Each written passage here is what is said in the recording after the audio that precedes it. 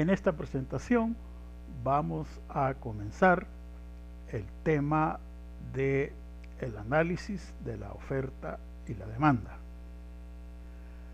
Esta parte de nuestro programa detalla el funcionamiento de una de las grandes instituciones del capitalismo, que como vimos es el libre juego de compradores y vendedores, es decir, cómo se genera esta dinámica de libre mercado, en otras palabras, ¿verdad? Ese libre juego de compradores y vendedores individuales. Vamos a leer pues el capítulo 3 y posteriormente el cuarto del autor que tenemos disponible, Samuelson, y quienes tengan el folleto impreso pueden leer también para reforzar el capítulo 3 de Parkin. ¿Qué es lo que vamos a ver? Bien, lo que vamos a tratar de desarrollar es describir precisamente cómo funciona el libre mercado a partir pues de la teoría de la demanda y la oferta. Es decir, lo que vamos a hacer va a desarrollar el planteamiento de la teoría de la demanda y de la oferta, que como vimos anteriormente corresponde a la teoría microeconómica, que a su vez pues nos estudia la conducta o el comportamiento de los sujetos económicos individuales. Todo este esquema, este tratamiento nos va a servir también para ver otro escenario que precisamente caracteriza a las economías mixtas en la actualidad, que es el escenario de mercados intervenidos por el gobierno. Dicho de otro modo, hay dos escenarios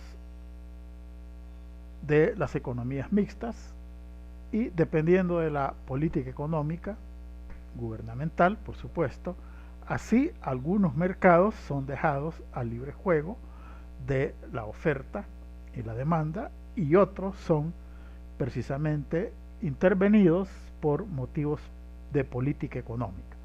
Entonces, pero primero vamos a abordar el tema del libre mercado, es decir, en términos puros, pero sabemos que, como lo vimos anteriormente, que hay razones que hacen necesaria la regulación o el condicionamiento de los mercados por parte del gobierno. Bien, ahora vamos pues a pasar a la teoría de la demanda. Vamos a ver la teoría de la demanda de una manera un tanto sintética. Esto es solo una recopilación, una especie de resumen sintético de la teoría de la demanda.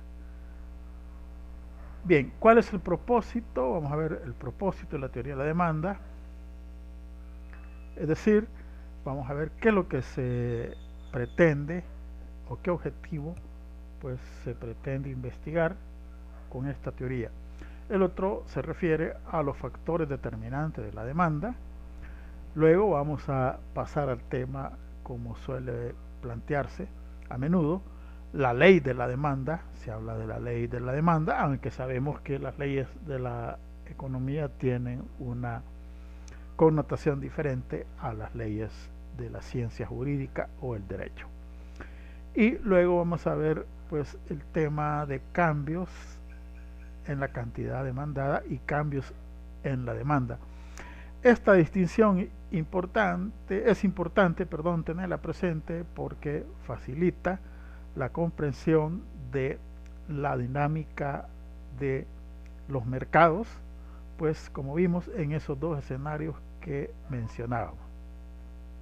Todo esto nos va a llevar pues a un esquema que requiere el uso de gráficos y precisamente los gráficos, pues si bien son artificiosos, pero nos permiten pues una mejor comprensión de esa dinámica que opera pues de hecho en el mercado de un bien o un servicio en particular.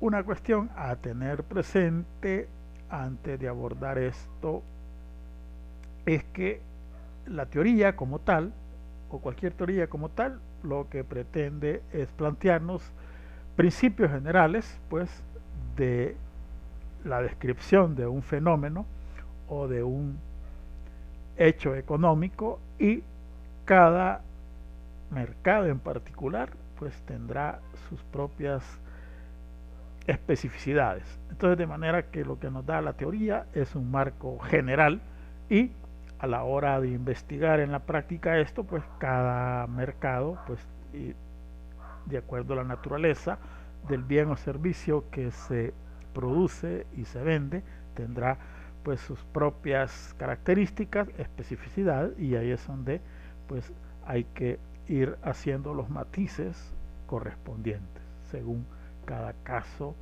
en particular. Algunas de las cuestiones que vamos a ver, pues ustedes ya las tienen presente pues de manera intuitiva, porque se refiere a patrones regulares de comportamiento por parte de los grandes sujetos económicos, ¿verdad? Recuerden aquí los sujetos económicos primordiales son los consumidores y los productores individuales.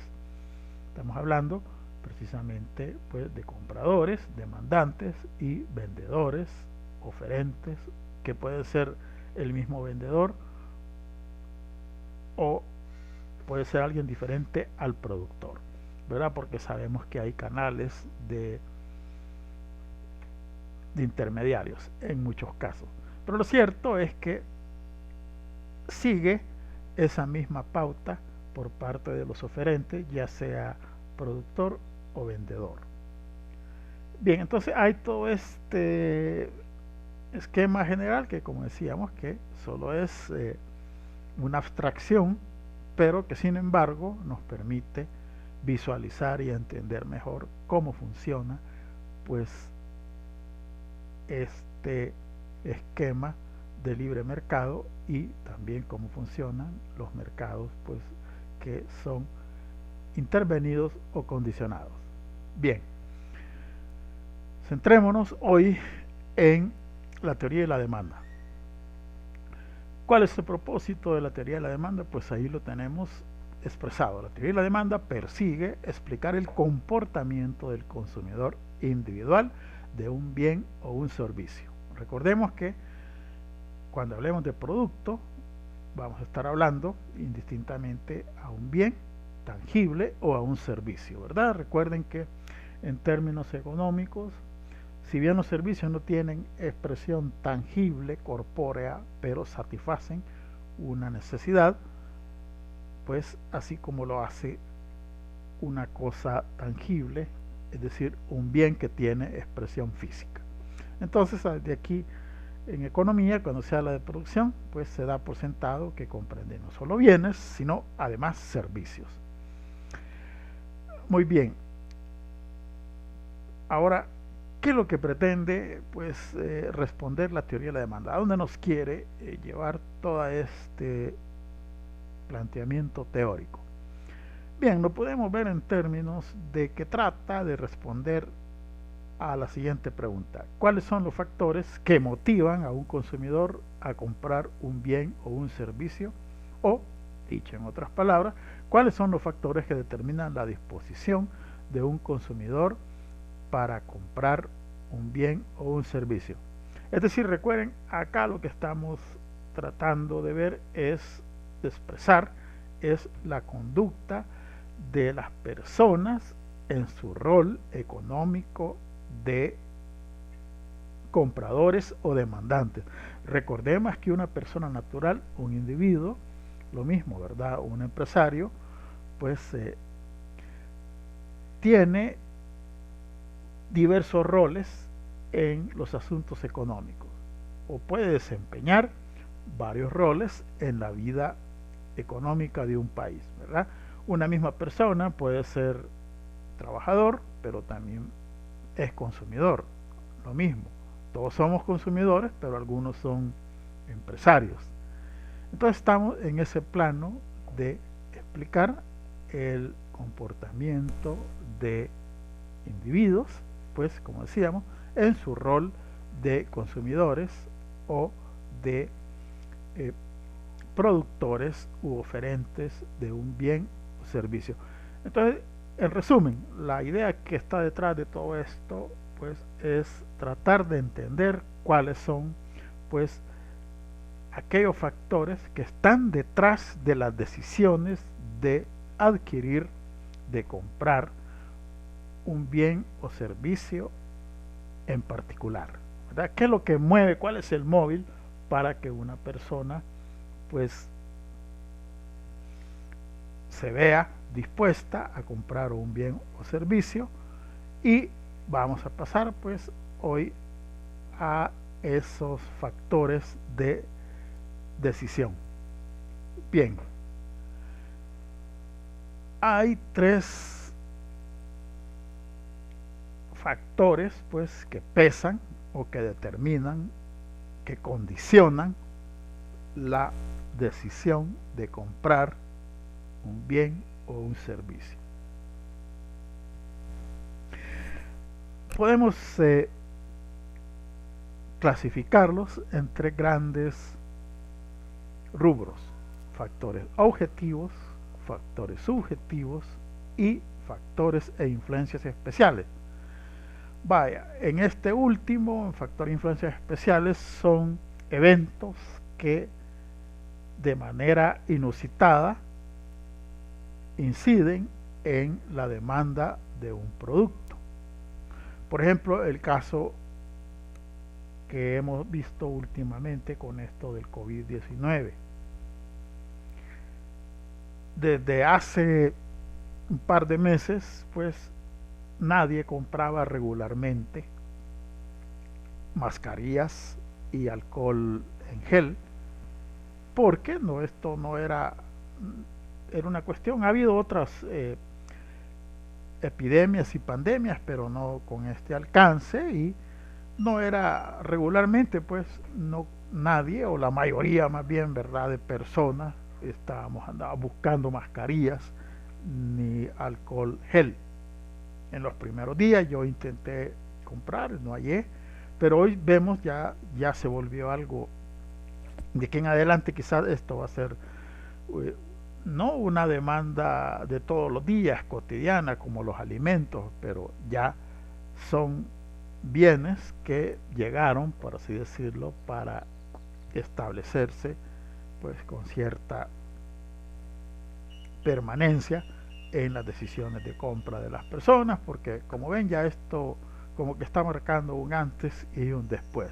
Entonces hay eventos, empecemos por ahí, que no son corrientes, no son habituales, pero que en un momento determinado pues hacen que aumente la demanda, en este caso de un bien, en este caso de mascarillas y alcohol en gel, ¿verdad? Por todo esto se disparó la demanda en ese primer mes de marzo, y hoy como que ya se ha estabilizado, y ya los vendedores pues ya están en capacidad de suplir a esa mayor necesidad de la gente. Entonces hay factores e influencias especiales que, como decíamos, también tiene que ver con la naturaleza del producto.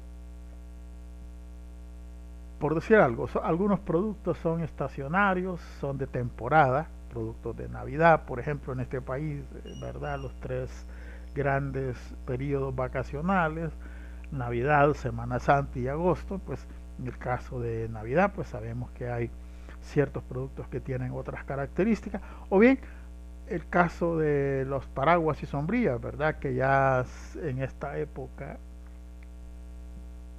de la estación lluviosa comienzan a tener una mayor demanda, y pues en los meses de la estación seca prácticamente su demanda es nula. Entonces tenemos estos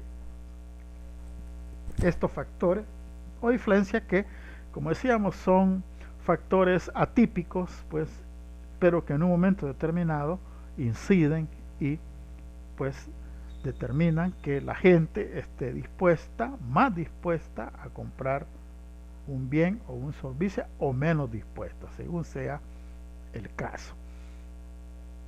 Bien, entonces hoy vamos a los factores de orden regular, pues de orden habitual o regular, por así decirlo. Tenemos primero los factores subjetivos, pero también tenemos los factores objetivos. ¿Cuál es la diferencia entre factores subjetivos y factores objetivos? Bien, la diferencia se aclara mejor en términos de que los factores subjetivos tienen que ver con nuestra mente, con nuestra psicología, con nuestra forma de ver el mundo, con nuestra formación, nuestros valores, y que tiene que ver con toda esa configuración de nuestras creencias, de nuestras percepciones.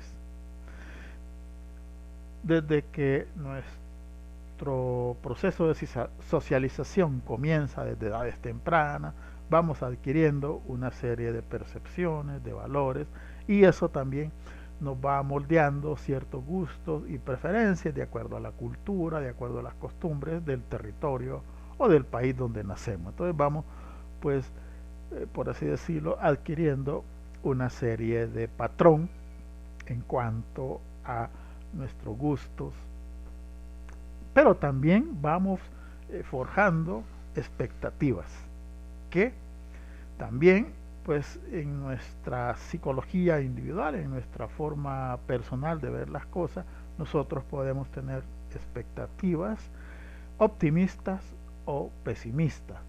Y muchas veces estos factores subjetivos actúan de manera grupal, y a veces hay estos comportamientos, pues, que reflejan expectativas de ese tipo, ¿verdad? Las corridas y todos esos pánicos, pues, que tienen que ver, pues, con toda ese esquema que tenemos en nuestra mente y que, pues, son de naturaleza subjetiva, es decir, son interiores, pues, a nuestra individualidad. Entonces tenemos esa búsqueda, ¿verdad? Recuerden que como consumidores individuales, la teoría microeconómica da por sentado que nosotros tratamos de buscar utilidad o satisfacción en nuestras decisiones económicas, ¿verdad? Somos sujetos individuales, económicos, racionales, por definición, puesto que lo que nos mueve, el móvil de nuestra conducta como consumidores, pues individuales, es precisamente la utilidad, la satisfacción, la búsqueda, pues precisamente de placer y no de dolor, ¿verdad? Nuestras decisiones, pues como sujetos económicos, pues están impelidas por esa búsqueda de bienestar, ¿verdad? Tomamos decisiones, gastamos, consumimos, compramos, trabajamos porque buscamos nuestro bienestar. Pero esa búsqueda de bienestar se ve condicionada por factores objetivos que restringen, pues, esas decisiones. Es decir, individualmente nosotros buscamos el máximo, maximizar nuestra utilidad, nuestra satisfacción o bienestar, pero esa búsqueda tiene su límite, que lo impone el medio social, que lo impone el medio natural, es decir, el entorno, pues, que nos rodea, el entorno exterior a nuestra persona. Entonces, todo esto, pues, hay un entorno social, económico, política, que precisamente impone restricciones a esa búsqueda de bienestar o de satisfacción. Tenemos pues en primer término, como lo vimos anteriormente, ¿verdad? No hay, pues, como dice el dicho popular, en el capitalismo almuerzo gratis. Tenemos que pagar por tener acceso a los bienes y servicios que necesitamos, ¿verdad? Entonces, lo primero es que, ¿verdad? Para poder consumir, para poder tener lo que necesitamos, es necesario pagar un precio o una tarifa por el bien o servicio que necesitamos. Pero, además de eso, en segundo lugar, pues, para poder pagar el precio del bien o servicio que necesitamos, a su vez hay que tener capacidad adquisitiva, es decir, hay que disponer de recursos o de ingresos, pues, para sufragar el gasto en los bienes y servicios que necesitamos. Tenemos esas dos condiciones que, como ven, las impone el medio económico y social. Ahora, además tenemos pues lo que llaman también el tamaño de mercado cuando vemos la demanda de mercado como la suma de las demandas de los individuos. Entonces tomemos hoy, por ejemplo, el total del mercado o la demanda total del mercado de un bien o servicio en particular es nada más, no es nada más que la suma de la demanda de los individuos que integran ese mercado. Entonces, de ahí que, viendo a un mercado en general, pues, o viendo la demanda general en general de un mercado, el hecho de que la población vaya en crecimiento a lo largo del tiempo, en unos países más deprisa, en otros lentamente, al aumentar la población, pues, de una localidad, de un país, de un territorio, también en términos potenciales va también creciendo la demanda. Entonces, esto es cuando vemos, pues, como decíamos, al mercado total de un producto, es decir, de un bien o servicio en particular. Igual, ¿verdad? Si la población decrece porque hay catástrofes o migraciones, pues se cae la demanda de un bien o servicio en particular, y viéndolo en general para toda la economía, de muchos bienes y servicios en particular. Además, pues, según la naturaleza o características de un bien X cualquiera puede estar vinculado desde el punto de vista de sus demandantes a bienes relacionados. Hay algunos productos, no todos, ¿verdad? Depende de, como dije, de cada producto en particular, tiene bienes y servicios relacionados. Y los bienes y servicios relacionados de un bien o servicio X cualquiera puede ser sustitutos, puede tener un número de sustitutos, como puede tener complementarios. Y hay bienes que no van a tener ni sustitutos ni complementarios. Detengámonos pues en esta cuestión, pues, y con un ejemplo se verá mejor. Hay bienes que, si no los encontramos, pues pedimos uno parecido, ¿verdad? Si buscamos bebidas gaseosas, andamos buscando Coca-Cola, el sustituto, si no hay Coca-Cola, pues pedimos Pepsi, que son sustitutos casi perfectos, casi da igual, ¿verdad? Pedir uno u otro, y así unas personas llegan pidiendo Pepsi a la tienda, no hay, pues pide Coca-Cola, y si no, otra marca que pueda hallar parecida. Entonces, claro, ¿verdad? La teoría nos plantea que las decisiones de comprar Coca-Cola, sea Coca-Cola X, pues también tiene que ver con el precio de su sustituto Y, que es Pepsi. Vale, entonces en ese caso, si ustedes se dan cuenta, si el precio, como suele suceder, como son productos muy rivales, casi da lo mismo tomar Coca-Cola que Pepsi-Cola, su precio tiende a ser pues igual.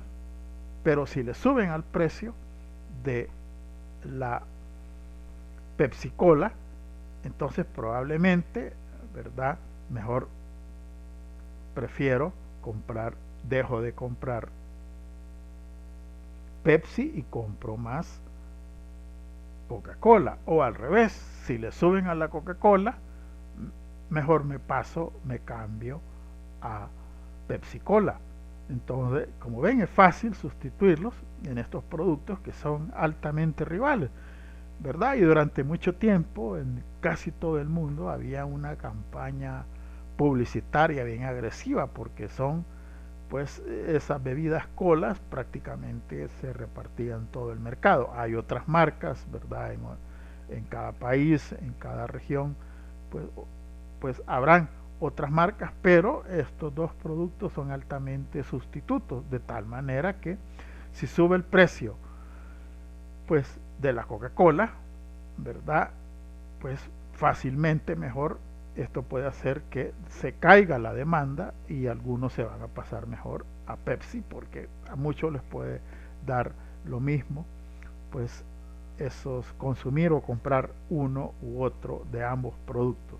Y así, ¿verdad? Tenemos, ¿verdad? Algunas personas, el sustituto del pan, pues sí, la tortilla, ¿verdad? Según el país y así. Entonces vemos pues esa cuestión, ¿verdad? De que un bien en particular puede tener sustitutos, algunos muy perfectos, otros cercanos, otros imperfectos.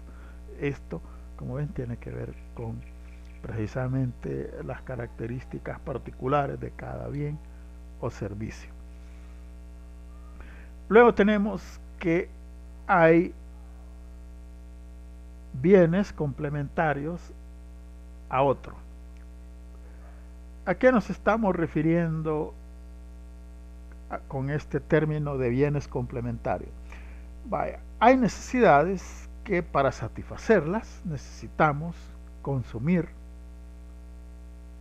no solo un producto X, sino otro producto Y, ¿verdad? Por ejemplo, transporte particular, automóviles, tenemos que comprar gasolina. Café con azúcar, aunque algunas personas se lo tomen, ¿verdad? Que padecen de diabetes se lo tienen que tomar sin azúcar. Entonces hay ese tipo de bienes que necesariamente los tenemos que consumir en complemento con otro para satisfacer una necesidad específica. Entonces, claro está, ¿qué sucede con el precio de los bienes complementarios? Vaya, si baja el precio de la gasolina, pues la gente va a comprar más gasolina y va a salir más, porque, como ven, hoy transportarse cuesta menos, ¿verdad? Aunque, claro, aunque hoy en este problema que se tiene, pues ciertamente ha bajado el precio de la gasolina, pero pues quisiéramos salir, pero ya ven, no se puede. Pero lo cierto es que en condiciones normales, pues en el caso de la gasolina y los automóviles, pues la gente sale más cuando se abarata el precio de la gasolina. Es la reacción normal, la mayoría de personas, ¿verdad? Pues tomamos esa decisión de salir más, de comprar más, porque ahora cada viaje, cada salida es menos costosa. Y pues así si salíamos antes, por así decirlo, solo de los 4 fines de semana, solo salíamos 2, pues a lo mejor hoy vamos a salir los 4 fines de semana, siempre y cuando no hayan cuarentena, ¿verdad? Porque esto ha venido a trastornar todo este entorno de toma de decisiones. Pero recuerden que las teorías como tal pretende darnos cuenta de ese patrón de conducta regular, ordinario de todos los días, ¿verdad? Pues tenemos que hacer ese matiz, esa consideración, pues, en este escenario que estamos actualmente.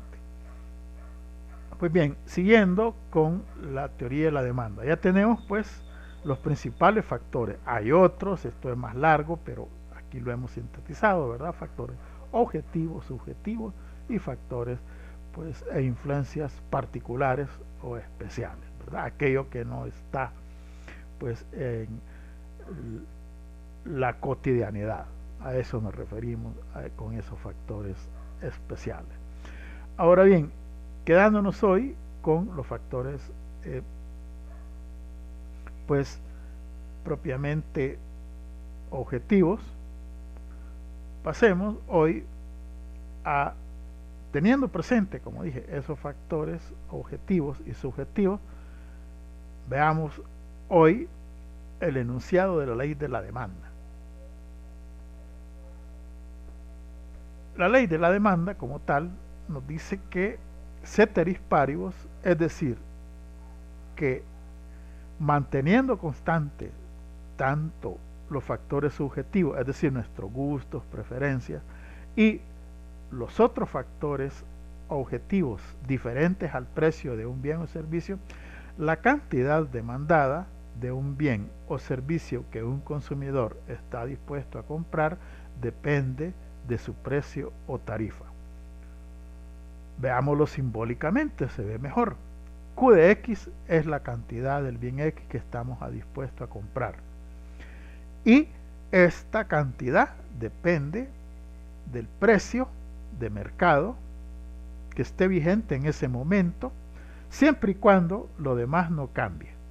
O sea, lo que nos está diciendo el enunciado de la ley de la demanda es que el factor principal que incide o que condiciona la decisión de comprar un bien o un servicio X en particular es el precio de mercado. Es lo primero que tomamos en cuenta a la hora de comprar un bien o servicio, pero siempre y cuando no cambie el ingreso, no cambien nuestros gustos, no cambien los demás factores objetivos y subjetivos en el que solo son, como vimos, pues nuestros gustos. Entonces hay una relación pues entre las cantidades o la cantidad de un bien que estamos dispuestos a comprar a diferentes precios. Entonces tenemos ahí ese enunciado pues sencillo pues de la ley de la demanda, que nos dice que, ¿verdad?, ya viéndolo más en detalle, que la cantidad de un bien X que el consumidor está dispuesto a adquirir es función de su precio de mercado.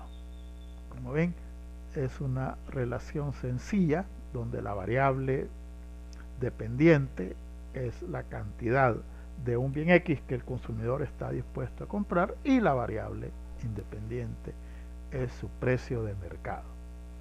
Entonces hay ahí esa pauta de conducta pues por parte del consumidor en cuanto a lo que está dispuesto a comprar. Ahora, pero miremos más en detalle esa función que la vamos a llamar función de demanda del bien X, que como vemos la variable dependiente es la cantidad y la variable independiente el precio. ¿Cuál es pues la relación entre cantidades y precios en esa función de demanda pues sencilla que acabamos de expresar? Pues bien, veámoslo en detalle. La ley de la demanda como tal plantea que por regla general el consumidor está dispuesto a comprar más cantidad de un bien a menores precios. Claro, y viceversa. A mayores precios vamos a estar dispuestos a comprar menos. Claro, es lógico, totalmente. Pero sin embargo hay excepciones. Por eso hemos etiquetado ahí por regla general. Vamos a ver que después hay excepciones.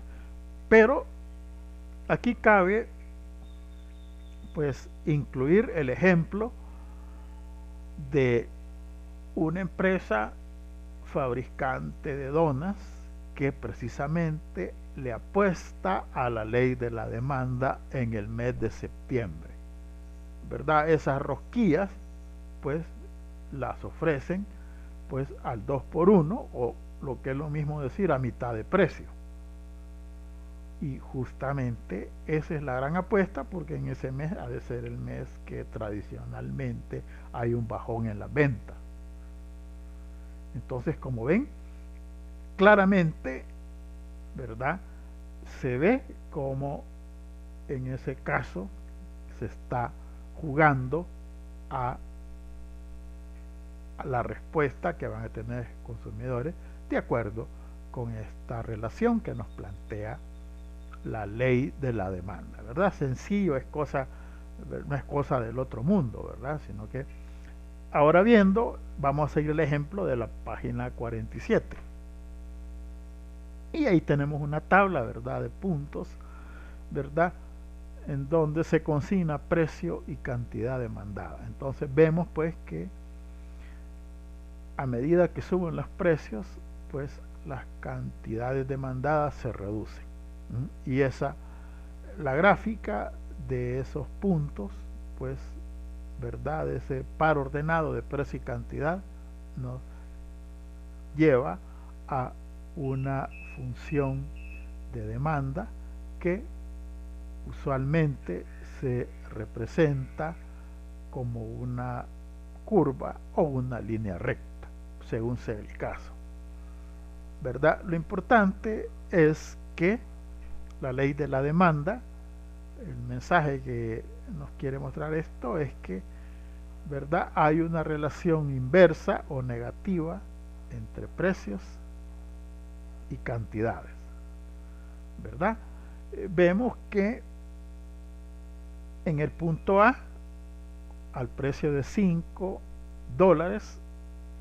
el consumidor está dispuesto a comprar 9. Al precio de 4, en el punto B, aumentaría sus compras en una unidad más, pasando de 9 a 10. Al precio de 3, pasando del punto B al punto C, si el precio baja en $1, el consumidor estaría dispuesto a adquirir 12 unidades, según el ejemplo pues del texto. Al precio de 2, asimismo aumentaría sus compras a 15 unidades si baja de 3 a 2.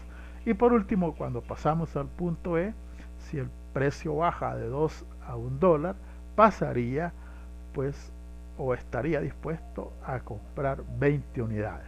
Entonces esta relación es la que nos muestra la función de demanda o una curva de demanda, ¿verdad? Simplemente nos está diciendo que la disposición del consumidor para adquirir más cantidad del producto aumenta a medida que se tienen precios más bajos, pero recuerden, ceteris paribus, esta relación solo es válida si y solo si se mantienen pues constantes los demás factores que están detrás, pues tanto de orden subjetivo como objetivo, y que inciden o condicionan pues nuestra decisión de adquirir, nuestra disposición pues, a comprar un bien o un servicio. Bien, vamos a dejar introducida esta parte hasta este punto.